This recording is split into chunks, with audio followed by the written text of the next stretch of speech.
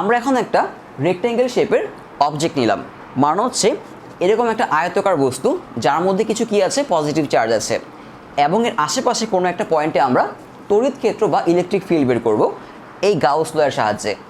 তো তার জন্য আমি যেটা করলাম যে এই যে আমার আয়তাকার বস্তু তার সাথে একটা পারপেন্ডিকুলারলি একটা সিলিন্ড্রিক শেপ আমরা ইমাজিন করলাম, মানে কল্পনা করলাম। এটা যদি আমার একটা রেক্ট্যাঙ্গুলার শেপ হয়, তার সাথে আমি একটা এরকম সিলিন্ড্রিক শেপ পারপেন্ডিকুলারলি ইমাজিন করলাম এই পাশে এবং এই পাশে, মানে এই সিলিন্ড্রিক শেপটাই আমার এই পাশ দিয়ে কী হচ্ছে, বের হচ্ছে। তো এই কাজটা আমরা কেন করলাম, আমরা এখানে 3 ধরনের সারফেস বা তল নিব। ওকে, কারণ হচ্ছে যখন আমরা গাউস ফর্মুলা নিয়ে কাজ করব তখন কি লাগবে, ফ্লাক্স লাগবে, আর ফ্লাক্সে কি লাগে, আমার সারফেস বা তল লাগে। তো আমরা যেটা করব, আমি এই তলটা নিব, এই তলটা নিব, আর এই যে সিলিন্ডার, এই সিলিন্ডারের উপরে আমরা একটা তল নিব এইখানে। মানে হচ্ছে এটা যদি আমার সারফেস হয় আর এটা যদি আমার সিলিন্ডার হয়, তাহলে আমরা এই তলটা নিচ্ছি। ওকে, এই তলটা নিচ্ছি আর সিলিন্ডারের উপরে একটা তল নিচ্ছি, মানে এখান থেকে ছোট একটা অংশ নিচ্ছি। আর সিলিন্ডার এই পাশেও আছে, তাই না, এই সিলিন্ডার এই পাশেও আছে, আমি এই তলটা নিচ্ছি। ক্লিয়ার? এই 3টা তল আমরা নিচ্ছি। আচ্ছা, এবার চিন্তা করো, এই যে আমার পজিটিভ চার্জ, মানে আমার আয়তকার বা রেক্ট্যাঙ্গেল শেপের উপর কী ছিল, পজিটিভ চার্জ, তাহলে কি থাকবে, তার তড়িৎ ক্ষেত্র বা হচ্ছে ইলেকট্রিক ফিল্ড। এই তড়িৎ ক্ষেত্র বা ইলেকট্রিক ফিল্ডের ডিরেকশন কোন দিকে হবে, এটা যদি আমার আয়তকার স্ট্রাকচার হয়, তার তড়িৎ ক্ষেত্র বা ইলেকট্রিক ফিল্ডের ডিরেকশন হবে হচ্ছে তার সাথে পারপেন্ডিকুলার, তাই না। যদি এখানে কিছু কি থাকে, পজিটিভ চার্জ থাকে, তাদের ইলেকট্রিক ফিল্ড হবে এই বরাবর, তাই না। ওকে, তো আমি এখন এই ইলেকট্রিক ফিল্ডগুলো যদি আঁকি তাহলে কীরকম হবে, এই তলের সাথে পারপেন্ডিকুলারলি এদিকে। ওকে, আচ্ছা, তো আমরা 3টা সারফেস চিন্তা করলাম, তাই না। তো আমি নাম দিই যে একটা হচ্ছে আমার, এটা হচ্ছে আমার DS1, এটা হচ্ছে আমার DS2, আর এটা হচ্ছে আমার DS3। ওকে, তো গাউস লটা কী ছিল, আমি এখন গাউস লটা লিখব, সেটা হচ্ছে আমার Q = ε0 তো আমি যদি লিখি যে Q = ε0 এখানে এই ফাই ছিল কি আমাদের, এই ফাই ছিল তড়িৎ ফ্লাক্স, মানে আমি লিখতে পারি ফাই = x আবদ্ধ তলের জন্য EdS, তাই না। এটা ছিল আমাদের কোনো একটা আবদ্ধ তলের জন্য বা একটা ক্লোজ সারফেসের জন্য তড়িৎ ক্ষেত্র বা হচ্ছে ইলেকট্রিক ফ্লাক্স। এখন আমাদের এই যে এই রেক্ট্যাঙ্গুলার স্ট্রাকচার, তার আশেপাশের আমরা যতগুলো তল চিন্তা করলাম, মানে যত রকমের তল হতে পারে, আমরা তার থেকে কিছু তল বা সারফেস বাছাই করলাম। একটা হচ্ছে DS1, একটা হচ্ছে DS2, একটা DS3। এই যে আমার স্ট্রাকচারটা, তার আশেপাশে এই 3 রকমের তল থাকতে পারে। এই 3 রকম তল থেকে আমরা খুবই ক্ষুদ্র বা অল্প পরিমাণে কিছু তল বাছাই করলাম, সেটা হচ্ছে DS1, যেটা কিনা খুবই ক্ষুদ্র একটা অংশ, DS3 সেটাও ক্ষুদ্র একটা অংশ, আর DS2 সেটাও ক্ষুদ্র একটা অংশ। এখন এই 3টা ক্ষুদ্র অংশের জন্য আমাদের কী বের করতে হবে, তড়িৎ ফ্লাক্স বা হচ্ছে ইলেকট্রিক ফ্লাক্স, তাই না। তো বের করে আমরা যদি ইন্টিগ্রেশন করি তাহলে আমরা টোটাল সারফেস, মানে এটার জন্য টোটাল সারফেসের জন্য কী পাবো, আমরা তড়িৎ ফ্লাক্স পাবো, এবং সেটা আমরা এখানে বসালে কী পাবো, গাউস ল পেয়ে যাব, আর গাউস লর সাহায্যে আমরা তড়িৎ ক্ষেত্র বের করতে পারবো। তাহলে এখন আমার কাজ হচ্ছে এই তড়িৎ ফ্লাক্স বের করা। ওকে, মানে এই 3 রকম তলের ক্ষেত্রে। তো আমাদের এই তড়িৎ ফ্লাক্স বা ফাই = কী ছিল, আমরা লিখতে পারি ফাই = আবদ্ধ ক্ষেত্রফল ইন্টিগ্রেশন EdS cos θ, তাই না। তো এখানে এই থেটা কী ছিল, যেটা ছিল যদি এখানে একটা তল থাকে যার ক্ষেত্রফল হচ্ছে S, এটা যদি হয় আমার তড়িৎ ক্ষেত্র E, তাহলে আমরা যদি এই সারফেসের উপর একটা পারপেন্ডিকুলার বা একটা লম্ব আঁকি, সেটা কোন দিকে যাবে, এদিকে যাবে, তাই না। তো এই যে লম্ব বা পারপেন্ডিকুলার, তার সাথে তড়িৎ ক্ষেত্রের বা হচ্ছে ইলেকট্রিক ফিল্ডের যে অ্যাঙ্গেলটা, সেটাই ছিল আমার থেটা। তাহলে আমি যদি এখন এই 3 রকম সারফেসের জন্য এই ফাই মানে ফ্লাক্স বের করতে চাই, আমার 3 রকম সারফেসের জন্য থিটা জানতে হবে, তাই না? তো আমরা এখন সেটা বের করব। তো প্রথমে আসি আমরা এই DS1। তো DS1-এর জন্য আমি যদি এই তলটার উপর একটা লম্ব আঁকি, এই তলটা আসলে কোন তলটা? এই যে এটা যদি আমার সিলিন্ডার হয়, এই তলটা হচ্ছে আমার এই তলটা, তাই না? আমি যদি এর উপর একটা লম্ব আঁকি তাহলে সেটা কীরকম হবে? এরকম হবে, তাই না? এরকম হবে। তাহলে লম্বটা কীভাবে থাকবে? এভাবে থাকবে। তো আমি যদি একটা লম্ব আঁকি সেটা হবে এরকম, তাই না? এবার চিন্তা করো, এই যে আমার তলটা, এই তলের মধ্য দিয়ে তড়িৎ ক্ষেত্র বা ইলেকট্রিক ফিল্ড যাচ্ছে কীভাবে? এটা হচ্ছে আমার তড়িৎ ক্ষেত্র বা ইলেকট্রিক ফিল্ড, তাই না? এটা তাহলে তড়িৎ ক্ষেত্র বা ইলেকট্রিক ফিল্ড যাচ্ছে এই বরাবরই। তাহলে চিন্তা করে দেখো, লম্ব মানে পারপেন্ডিকুলার আর তড়িৎ ক্ষেত্র একই দিকে যাচ্ছে, তাই না? তাহলে আমাদের এই যে থিটা, এই থিটাটা কি? পারপেন্ডিকুলার, আর তড়িৎ ক্ষেত্রের মাঝখানের অ্যাঙ্গেলটাই হচ্ছে আমার কি? থিটা। ওকে, তার মানে এখানে আমার থিটা হবে কত? থিটা হবে 0 ডিগ্রি। ক্লিয়ার? আমি আবারও এটা বলি, অনেকে হচ্ছে তলের সাথে বা সারফেসের সাথে তড়িৎ ক্ষেত্র কত পারপেন্ডিকুলার দেখে 90 মনে করে। 90 না, আসলে আমাদের এখানে অ্যাঙ্গেলটা আমরা ধরি হচ্ছে তড়িৎ ক্ষেত্র বা ইলেকট্রিক ফিল্ডের সাথে তলের যে পারপেন্ডিকুলার তাদের মধ্যবর্তী অ্যাঙ্গেলটাই হচ্ছে আমার থিটা। তাহলে এটা যদি 0 ডিগ্রি হয়, এটাও হবে 0 ডিগ্রি, কারণ আমার তড়িৎ ক্ষেত্র বা ইলেকট্রিক ফিল্ড এদিকেও থাকবে। ওকে, এদিকেও থাকবে। তাহলে এটা হচ্ছে আমার ইলেকট্রিক ফিল্ড, আর এটা হচ্ছে কি? তার পারপেন্ডিকুলার, দুইটা একই দিকে। সো থিটা ইকুয়াল টু আমার 0 ডিগ্রি। ক্লিয়ার? এবার আমি এটাতে আসি। আমি যদি এই তলের উপর একটা লম্ব আঁকি মানে পারপেন্ডিকুলার আঁকি, সেটা কোন দিকে হবে? হবে হচ্ছে এই দিকে, পারপেন্ডিকুলার। ওকে, আর তড়িৎ ক্ষেত্র বা ইলেকট্রিক ফিল্ড কোন দিকে? এদিকে। তার মানে আমার এখানে থিটা হচ্ছে কত? থিটা হবে 90 ডিগ্রি। ক্লিয়ার? এবার আমি আমার তড়িৎ ফ্লাক্স বা ফাই বের করতে পারবো। টোটাল তড়িৎ ফ্লাক্স বা টোটাল ফাই 3টা সারফেসের জন্য। তো আমি লিখবো হচ্ছে ইকুয়াল, এখানে ইকুয়াল, এটা হচ্ছে আমার S1 E ds, okay, plus integration S2 E ds plus S3 E ds। এটা DS1, এটা DS2, এটা DS3। ক্লিয়ার এই পর্যন্ত? আচ্ছা, তাহলে আমরা এবার লিখব, এই সবার জায়গায় লিখব হচ্ছে এই ফর্মুলা EDS cos θ। ক্লিয়ার? কারণ এটা হচ্ছে আমার E মানে তড়িৎ ক্ষেত্র, আর হচ্ছে DS1 মানে ক্ষুদ্র যে ক্ষেত্রফলটা আমরা নিলাম তাদের ডট গুণফল। তো আমি এখানে লিখব যে integration of S1 EDS cos θ plus integration S2 EDS cos θ plus integration S3 EDS cos θ। Clear এই পর্যন্ত? এখন আমরা যেটা করব, এই যে থিটা তার জায়গায় সবার কী করবো? অ্যাঙ্গেল বসাবো। আমি একটু আগে অ্যাঙ্গেল বের করলাম। তাহলে এই যে আমার S1-এর জন্য আমার থিটা কত ছিল? মানে তড়িৎ ক্ষেত্র আর সারফেসের পারপেন্ডিকুলারের মাঝখানে অ্যাঙ্গেল কত ছিল আমার?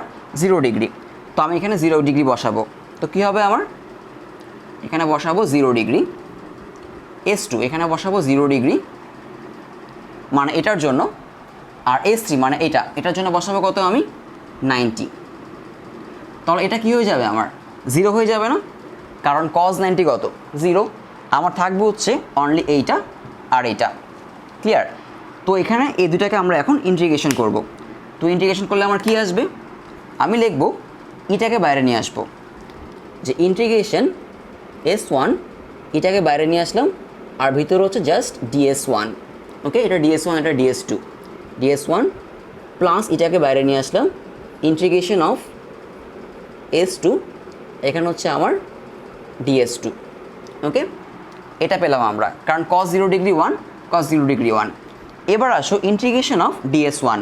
এই DS1 কী ছিল আমার? এই যে এই টাইপের সব ক্ষেত্রফল, তাই না? এই টাইপের ক্ষেত্রফল থেকে আমরা ক্ষুদ্র একটা ক্ষেত্রফল নিয়েছিলাম যেটা ছিল DS1। এখন যদি ইন্টিগ্রেশন করি আমরা তাহলে টোটাল ক্ষেত্রফল পাবো। তাহলে এই যে ক্ষেত্রফলটা সেটা কীরকম ছিল, এরকম একটা শেপের, যেটা কিনা সার্কেল। আর সার্কেলের ক্ষেত্রফল কি বা এরিয়া কি, পাই আর স্কোয়ার। যদি তার রেডিয়াস আর হয় তাহলে ক্ষেত্রফল হবে কি, পাই আর স্কোয়ার। তাহলে আমি এখানে লিখবো পাই আর স্কোয়ার, এখানে লিখবো পাই আর স্কোয়ার। তাহলে আমার আসবে equal to E pi R square plus E pi R square equal to 2e pi R square. Clear? তার মানে আমার এই যে ফাই, এই ফাই ইকুয়াল টু হচ্ছে আমার 2e pi R square. Clear? আমরা ফাই ইকুয়াল টু পেলাম হচ্ছে 2e পাই আর স্কোয়ার। এবার ফাই আমি কোথায় বসাবো, এই ফাই বসাবো এখানে, মানে গাউস লতে। ক্লিয়ার? তো আমরা গাউস ল যাই, সেখানে আমরা এই ফাই ভ্যালু বসাই। তাহলে আমি লিখব যে Q equals to epsilon not into 2e pi R square. Clear? এখন অন্যান্য প্রুফের মতোই আমরা যেটা করব, এখান থেকে ইটা বের করব, কারণ আমাদের টার্গেট ছিল তড়িৎ প্রাবল্য বা হচ্ছে আমাদের টার্গেট ছিল হচ্ছে তড়িৎ ক্ষেত্র বা ইলেকট্রিক ফিল্ড বের করা। ওকে, এই যে স্ট্রাকচার, তার জন্য তার কোনো একটা নিকটে বা কাছাকাছি তড়িৎ ক্ষেত্র বা হচ্ছে ইলেকট্রিক ফিল্ড বের করা। এই হচ্ছে আমার ইলেকট্রিক ফিল্ড। তো এটা বাদে বাকি সবগুলোকে আমি এপাশে পাঠিয়ে দিব।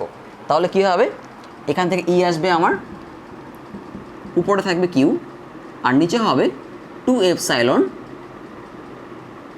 পাই আর স্কোয়ার। ক্লিয়ার? এখন আবার সেম জিনিস সিগমা।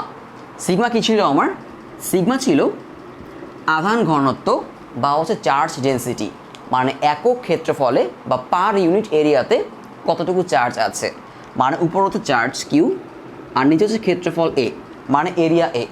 এখন এখানে এরিয়া কত আসলে, পাই আর স্কোয়ার। আর আগে যখন আমরা স্ফিয়ার বা গোলক নিয়ে কাজ করেছিলাম তখন আমার ক্ষেত্রফল ছিল 4 পাই আর স্কোয়ার, তাই না? তো তখন আমার সিগমা ছিল Q by 4 pi R square. এখন আমার সিগমা হচ্ছে Q by pi R square.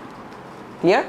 তার মানে যে Q by pi R square, এটাকে আমি লিখতে পারি কি, এটাকে লিখতে পারি সিগমা। সো আমার এটা হয়ে যাবে ইকুয়াল টু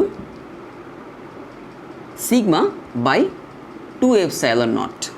এটা হচ্ছে আমার তড়িৎ প্রাবল্য। আশা করি এটা বোঝা গেল। তো এটা হচ্ছে আমার, যদি একটা রেক্টেঙ্গুলার স্ট্রাকচার থাকে তার আশেপাশে কোনো একটা অঞ্চলে কি তড়িৎ প্রাবল্য।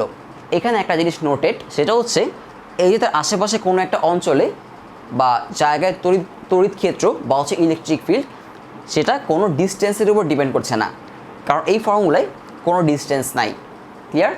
এখন আমরা এইটাকে একটু জাস্ট এক্সটেন্ড করব। সেটা কীরকম, যদি আমরা এরকম দুইটা রেক্টেঙ্গুলার শেপ মানে পাশাপাশি রাখি, মানে এটা একটা রেক্টেঙ্গুলার শেপ, তার পাশে আরেকটা, এবং দুটার মধ্যেই চার্জ আছে, একটার মধ্যে পজিটিভ চার্জ, একটার মধ্যে নেগেটিভ চার্জ, তাহলে কি হবে?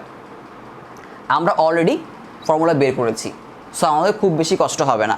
তো আমরা যেটা করব, একটু ওইটাতে যাই।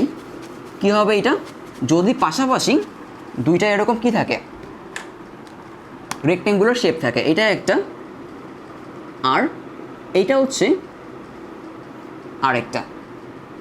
ক্লিয়ার? এবং দুইটার মধ্যে কি আছে, চার্জ আছে, একটার মধ্যে পজিটিভ চার্জ আরেকটার মধ্যে নেগেটিভ চার্জ।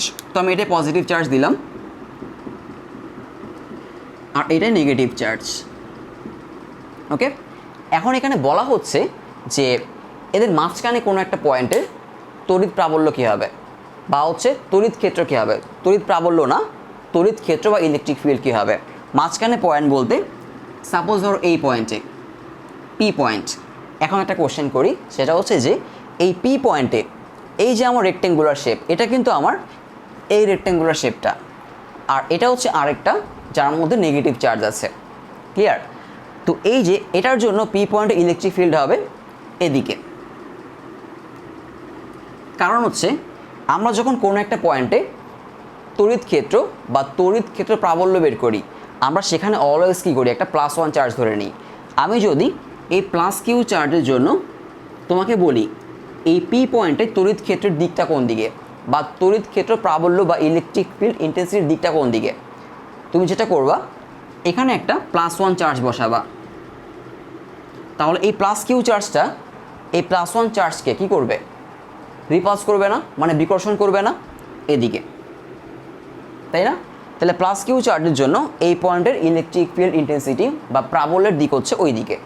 যদি এটা +q না হয়ে -q হইতো তাহলে কিন্তু এদিকে হইতো, কারণ হচ্ছে -q চার্জটা এই +1 কুলম্ব চার্জকে অ্যাট্রাক্ট বা আকর্ষণ করতো, তাই তো?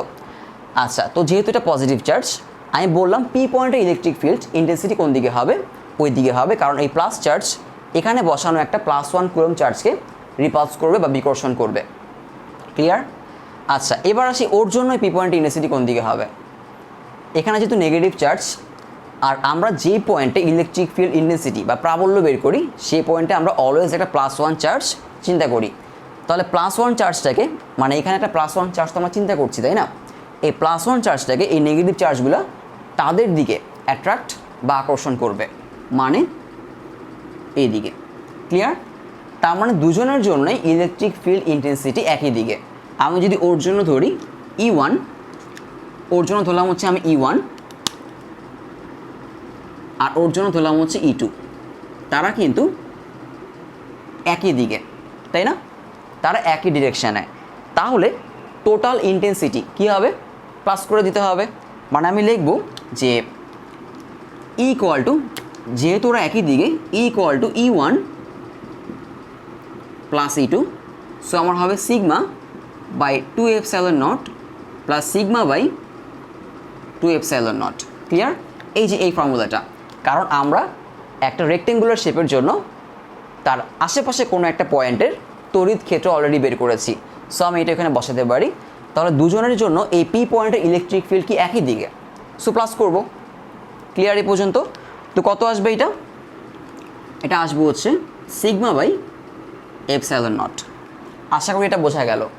এবার যদি আমি বলি যে ওদের বাইরে কোনো একটা পয়েন্টে, মানে হচ্ছে এই পয়েন্টে, এখানে একটা পি প্রাইম পয়েন্ট, এই পয়েন্টে এই দুজনের জন্য মিলিত বা টোটাল ইলেকট্রিক ফিল্ড ইন্টেন্সিটি বা তড়িৎ ক্ষেত্র যেটাই বলো কি হবে।